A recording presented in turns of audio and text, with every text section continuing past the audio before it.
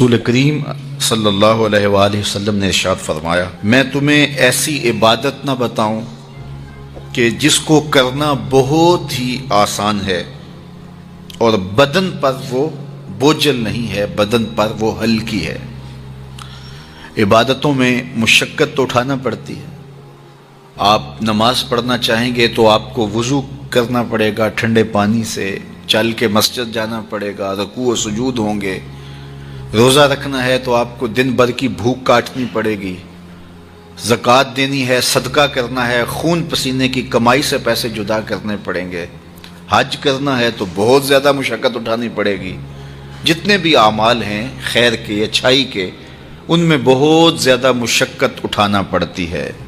یہ طالب علم یہاں پڑھ رہے ہیں، 8 سال کا چلہ کاٹ رہے ہیں، معلمین پڑھا رہے ہیں، صبح تہجد سے اٹھتے ہیں اور شام تک ایک وظیفے میں لگے ہیں، علماء ہیں کام کر رہے ہیں، بہت سارے لوگ، کتنے مشقت والے کام ہیں، تب اللہ کی رضا جا کے نصیب ہوتی ہے۔ لیکن میرے حضور نے فرمایا تمہیں ایک ایسا عمل نہ بتا دوں جس میں بدن بھی نہیں تھکتا اور ہے بھی بڑا آسان؟ اللہ اکبر! فرمایا وہ عمل کون سا ہے؟ الصمت و حسن الخلق، خاموشی اور اچھے اخلاق۔ زیادہ بولنے سے بہتر ہے خاموش رہو، خاموشی میں نجات بھی ہے، ثواب بھی ہے۔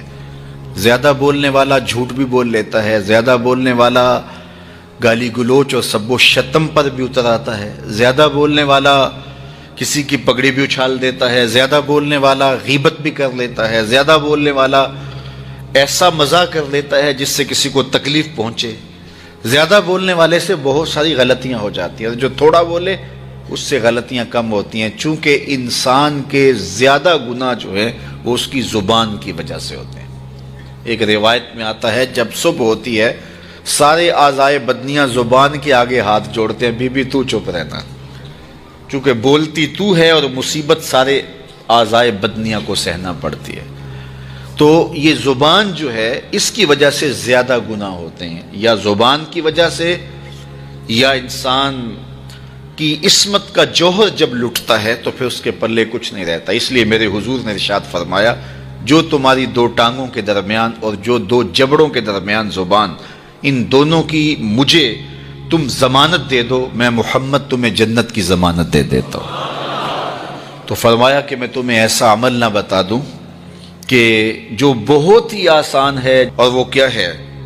الصمت، خاموشی، وحسن الخلق، اور دوسری بات اچھے اخلاق، رویوں کی خوبصورتی۔ کسی سے ملو تو ہنس کے ملو، کسی سے بات کرو تو لہجے میں نرمی ہو، کسی کی عزت آبرو کا خیال رکھو، بڑے کا احترام کرو، چھوٹے پر شفقت کرو، مخلوق خدا پر رحم کرو، اللہ کی مخلوق پر شفقت سے پیش آؤ، رسول کریم کی امت پر رحم کرو۔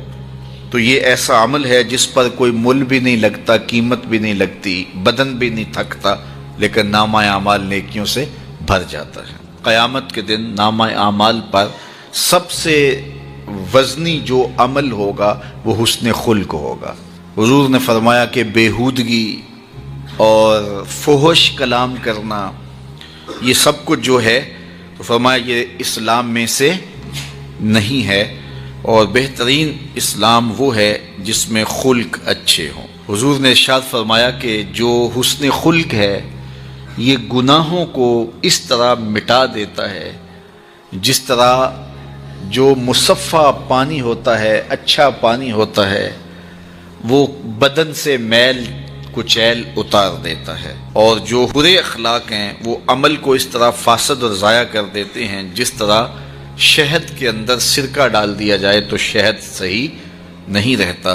تو عمل اچھے ہیں لیکن بدخلقی ان اعمال کی بربادی کا سبب اور ذریعہ بن جاتی ہے۔ اللہ جل شانہ ہمیں معاملات کے اندر خوبصورتیاں نصیب فرمائے، رفق، نرمی نصیب کرے، معاف کر دینے کی توفیق نصیب کرے۔ رزق کمانے کے جو مقاصد ہیں وہ بہت سارے ہو سکتے ہیں، لیکن شریعت میں کاروبار کرنے کے، رزق روزی کمانے کے بنیادی مقاصد 3 ہیں۔ پہلا مقصد اپنے آپ کو سوال سے بچانا. دوسرا مقصد اپنے آپ کو حرام سے بچانا. تیسرا مقصد اپنی اولاد کی کفالت کرنا. یہ بنیادی مقاصد ہیں جن کے لیے رزق کمانا، روزی کمانا ہمارے اوپر لازم ہو جاتا ہے. اور اگر آپ کاروبار کو وسعت دے رہے ہیں، ضرورت سے زیادہ کما رہے ہیں، تو اس کے لیے ایک چوتھی نیت آپ کو ساتھ کرنی ہوگی، اور وہ یہ کہ معاشرے کے کمزور لوگ، رشتہ داروں میں غریب لوگ، میرے ہمسائیگی کے اندر جو غریب لوگ ہیں، یتیما ہیں، مساکین ہیں، معاشرے کے وہ لوگ جو اپاہج ہیں، معذور ہیں، کمانے کی صلاحیت نہیں رکھتے، میں زیادہ مال کما کے ان کی کفالت بھی کر سکوں. ان چار مقاصد کو ذہن میں رکھ کر کے جو رزق کمایا جائے گا وہ دنیا نہیں ہوگی، عین دین ہوگا. لیکن اگر ان چار مقاصد کے علاوہ رزق کمانے کا کوئی پانچواں مقصد بھی شامل ہو گیا تو وہ ان چار مقاصد کو بھی دنیا بنا دے گا.